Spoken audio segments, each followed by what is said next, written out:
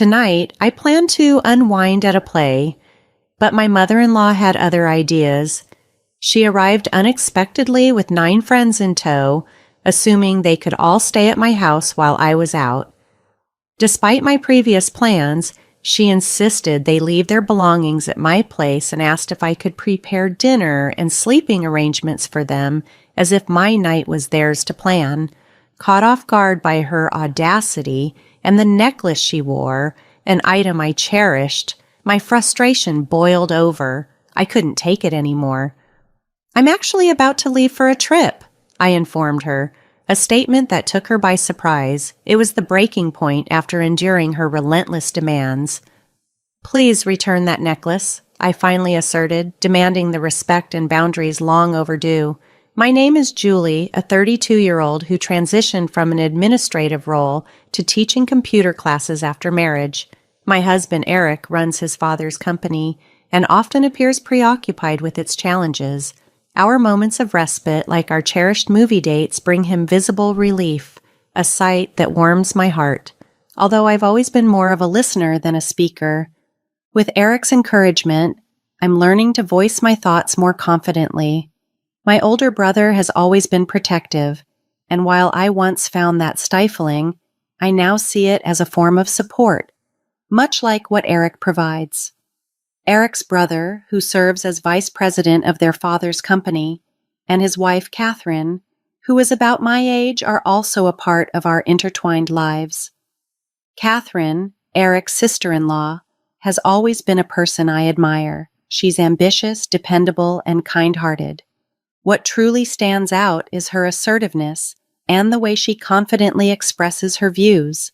She also possesses a remarkable ability to be understanding and adaptable.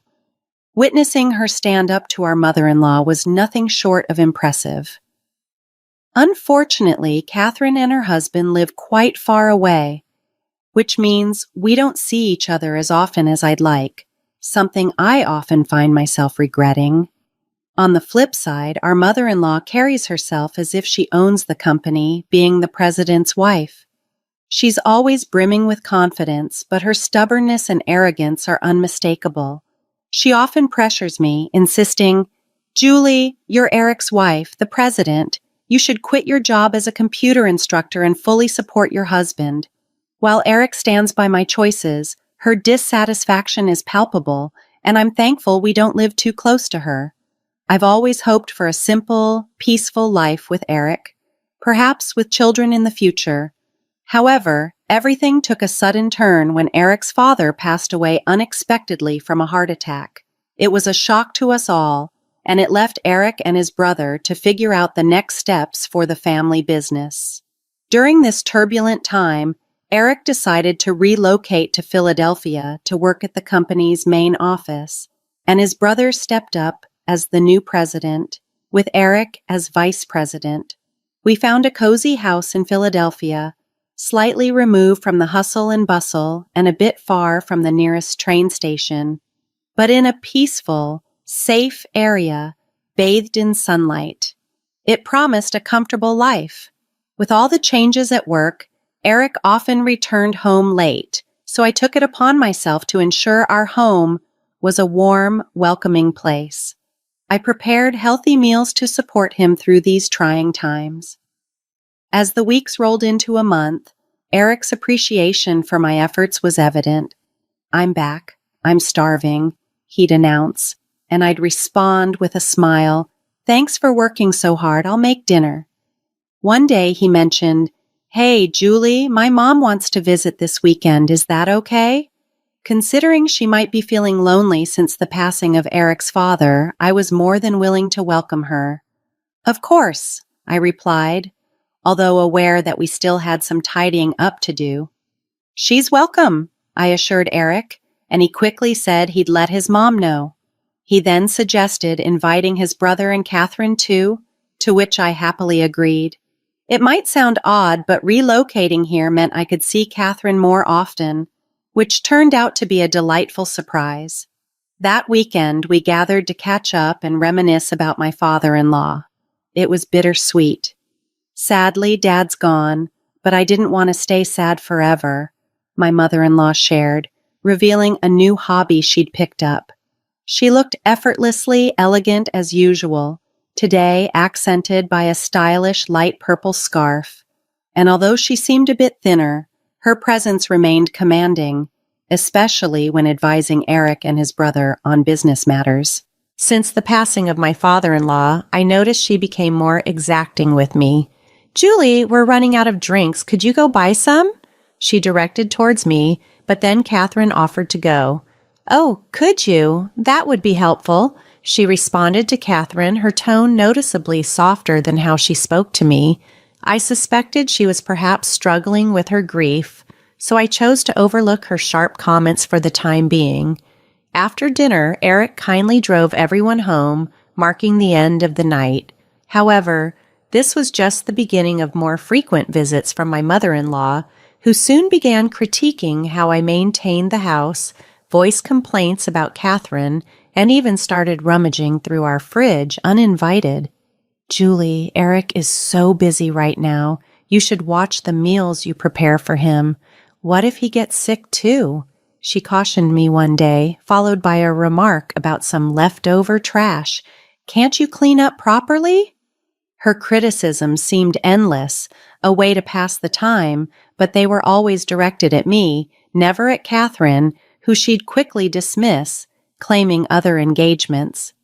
It wasn't that she disliked me, but perhaps she found it easier to boss around someone who seldom argued back, unlike Catherine, who always stood her ground. This environment made me consider getting a job, just to spend less time at home. Despite securing a job, the situation at home with my mother-in-law only intensified. "Julie, we're out of teriyaki sauce, so pick some up while you're out," she'd command, even as she brought leftovers to take back with her. Her entitlement often left me speechless, especially knowing she could easily afford such things herself. Then, one day, a deeply cherished necklace, a keepsake from my mother, vanished from where I always kept it safe. My immediate suspicion fell on my mother-in-law, who was frequently at our house and seemed too familiar with where things were kept. After a fruitless search, I reluctantly confronted her, only to be met with fierce anger. "You probably lost it yourself. How dare you accuse me? What kind of person are you?" she shouted. I tried to explain. "It's a special keepsake from my mother, and it means a lot to me," but her response only deepened the wound.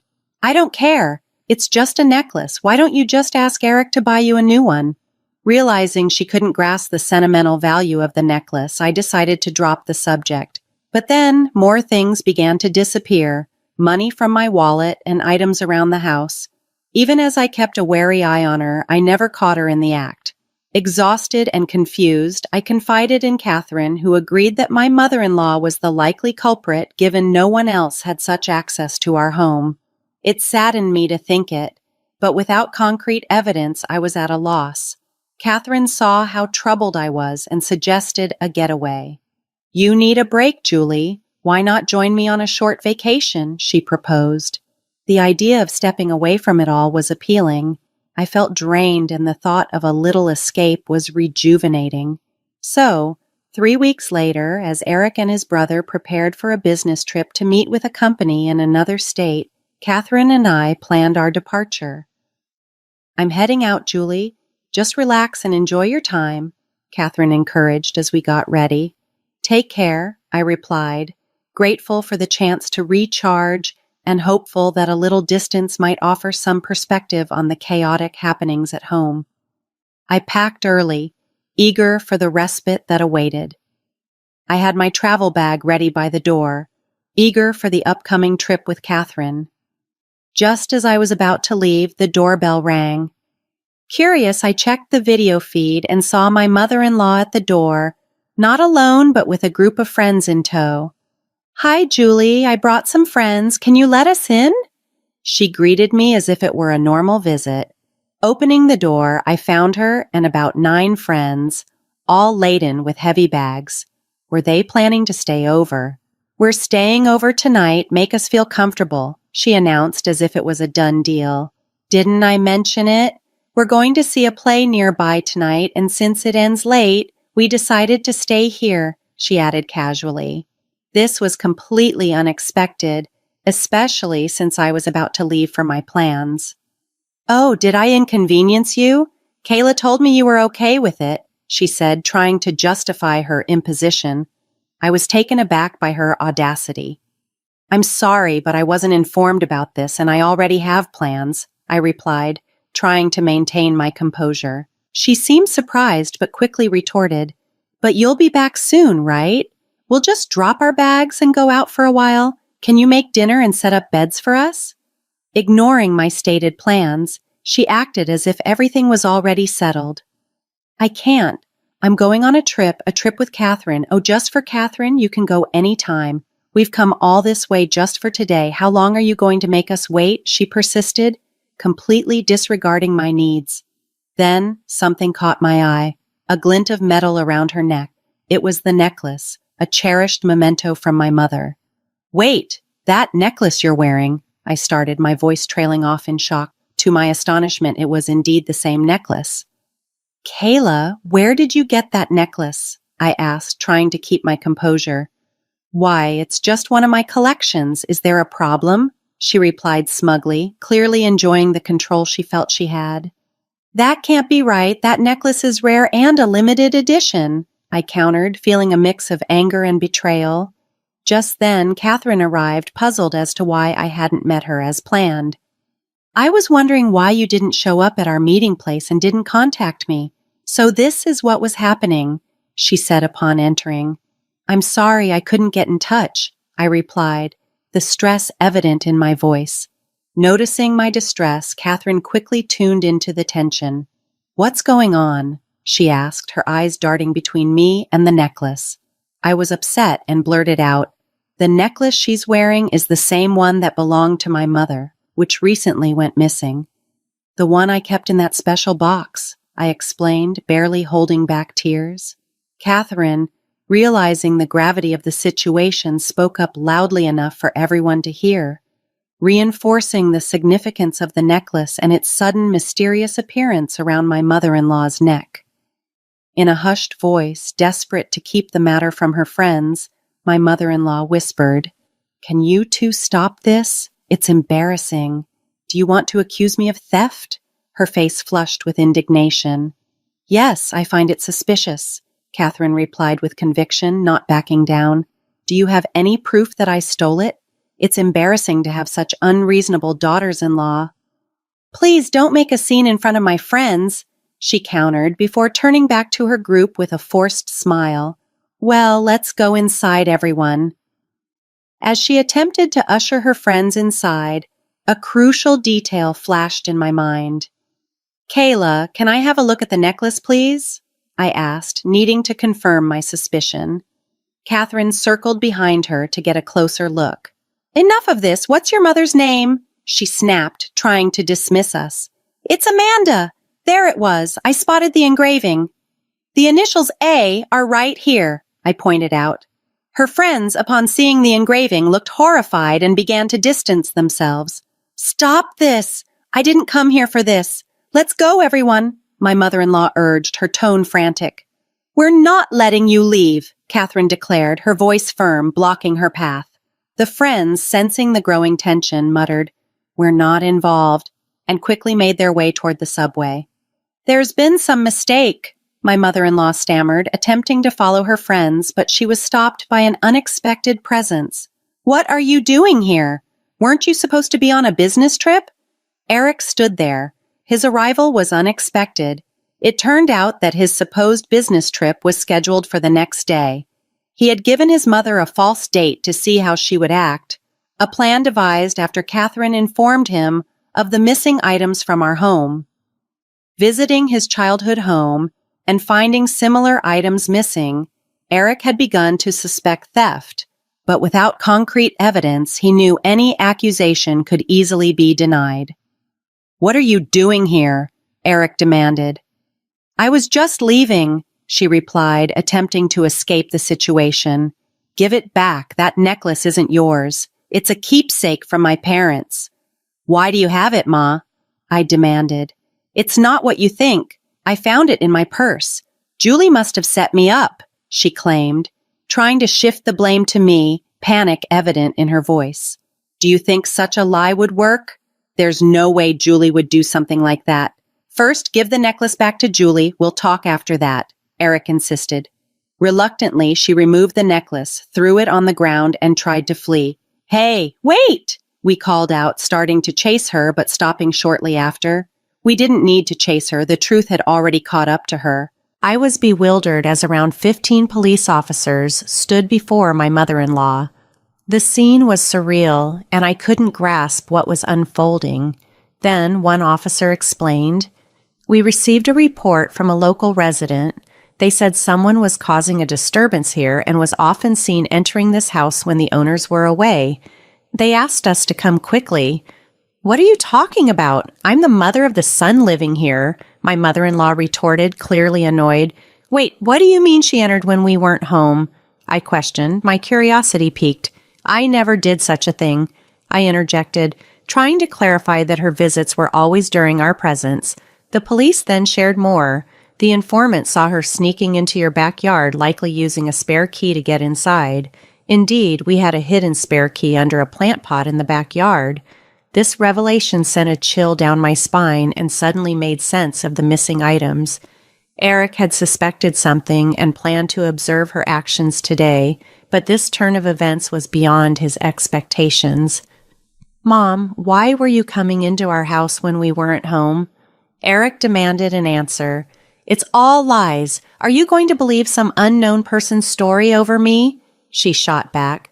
"But you did have my precious necklace, didn't you?" I pressed her further. "I told you I found it in my purse." My mother-in-law maintained her story. One officer intervened. "Let's talk about this at the station." "But I didn't do anything. Eric, say something," she pleaded. "Mom, stop this. I can't understand why you did this," Eric said, his tone firm. Hearing her son's words, my mother-in-law seemed momentarily defeated and collapsed to the ground. However, just when it appeared she had given up, she burst into a rage. "After your father passed away, I felt so lonely. Seeing her always so cheerful, I couldn't stand it. I wanted her to feel the pain I felt," she confessed, her emotions raw and turbulent. Eric was visibly shaken by her irrational justification. Feeling the need to address the situation directly, I stepped in front of an increasingly upset Eric. "Kayla, I understand where you're coming from. Perhaps I've been too dismissive of our interactions. However, stealing and causing distress is an entirely different matter. Did you want to upset me? Is that what you were aiming for?" "Don't be ridiculous," she snapped back. "Did finding joy in pushing someone to their limits with such twisted actions fill the void of your loneliness?" I asked, trying to understand the depth of her actions. "Shut up! What do you know about me?" she yelled, unwilling to confront the reality of her actions. She responded defensively, "If you're feeling low, you should just tell us. We can't read minds." I attempted to calm her with reason. "Don't mock me. Why would I confide in you, you useless daughter-in-law?" she retorted angrily. "Mom, Julie has a point," Eric chimed in, trying to mediate as the tension escalated. The police, observing the situation deteriorate, intervened and suggested relocating to the station. "Are you actually going to arrest me? I can't believe this," she protested vehemently. Despite her objections, based on multiple eyewitness reports of her unauthorized entry and suspicion of theft due to her possession of my belongings, the police decided to detain her. My mother-in-law was arrested on charges of unlawful entry and theft, continuing to assert her innocence, demanding legal representation, and refusing the meals provided. During a visit, her father expressed his disappointment and encouraged her to sincerely contemplate her actions. His stern reprimand prompted her to tearfully apologize, showing a rare submission to his authority, the only one she seemed unwilling to defy. He cautioned her that without genuine introspection, she should not expect a welcoming return home. Reluctantly, she seemed to acknowledge the gravity of her situation. Perhaps the loss of her husband had left my mother-in-law adrift, her flashy attire and jewelry serving as armor against her insecurities. I pondered if her disparate treatment towards me and my sister-in-law was merely a facade masking her vulnerabilities. Nonetheless, her unchecked desires and poor impulse control remained distinct issues. It was evident that her flawed judgments had led to this unfortunate situation. I was stunned by how quickly things had escalated, especially after discovering that my mother-in-law had been using a spare key to enter our home surreptitiously. The thought of someone intruding into our personal space uninvited was deeply unsettling. Fortunately, our vigilant neighbors across the street, particularly the wife who worked from home, had noticed her suspicious behavior and reported it. I am immensely thankful for their brave intervention, which has since allowed us to live more peacefully, ensuring our safety. We updated our home security by changing all the locks and stopped placing a spare key outside. Eric decided it was best to sever ties with his mother, insisting that she refrain from contacting us in the future. He even warned that legal measures would be taken if she attempted to reach out after her release. Following her release, she returned to her childhood home in the countryside and surprisingly adopted a simpler way of life, a stark contrast to her previously extravagant lifestyle. Under the watchful eye of her father, she began to contribute to household chores from dawn. I genuinely hope this change gives her a chance to contemplate her previous actions. In the meantime, my father moved in with us, primarily to safeguard against any unexpected visits from my mother-in-law. His presence is not only a security measure, but also a comfort to us during an exciting time. I am expecting our first child. The prospect of becoming grandparents has brought a new level of joy and support from Eric, enhancing the warmth and resolve in our household. While material things may offer momentary pleasure, it's truly the company of loved ones that enriches our lives. As we settle into our current living situation, surrounded by family, we are dedicated to maintaining the tranquility and joy in our daily lives, cherishing the serene and supportive environment we've cultivated.